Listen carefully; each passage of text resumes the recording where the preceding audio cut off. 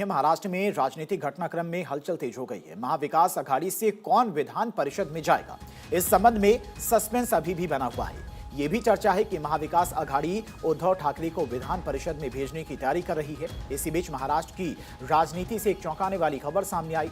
दावा किया जा रहा है कि महाराष्ट्र विधान परिषद चुनाव से पहले उद्धव ठाकरे और देवेंद्र फडणवीस की वर्षा बंगले में देर रात मुलाकात हुई। इस मुलाकात ने सियासी गलियारों में हलचल मचा दी है। हालांकि मुलाकात के दौरान दोनों नेताओं के बीच में किस बारे में बातचीत हुई, फिलहाल इसके बारे में कोई जानकारी नहीं है। जानकारी के मुताबिक उद्धव ठाकरे कल रात करीब 2 बजे मुख्यमंत्री के आवास वर्षा बंगले में गए थे। डॉक्टर बाबा साहेब अम्बेडकर द्वारा स्थापित मीडिया हाउस प्रबुद्ध भारत ने सोशल मीडिया पर एक पोस्ट के जरिए इस बात की जानकारी दी।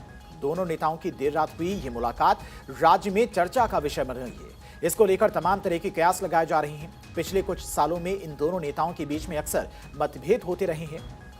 वहीं गठबंधन टूटने की अटकलें भी लगाई जा रही हैं।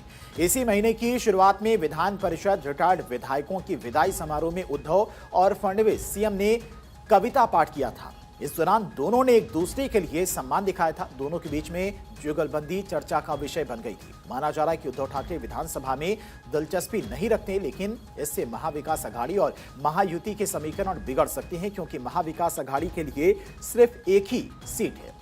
अगर उद्धव ठाकरे की जगह कोई और उम्मीदवार खड़ा होता है तो वोटों के बंटवारे और महायुति के किसी दूसरे उम्मीदवार के चुने जाने का खतरा है। दूसरी तरफ राजनीतिक विश्लेषकों का मानना है कि बीजेपी के लिए उद्धव ठाकरे का विधानसभा में होना एकनाथ शिंदे की शिवसेना को मजबूती देने के लिहाज से फायदेमंद है, और इसी लिहाज से दोनों नेताओं की इस मुलाकात का विशेष महत्व है।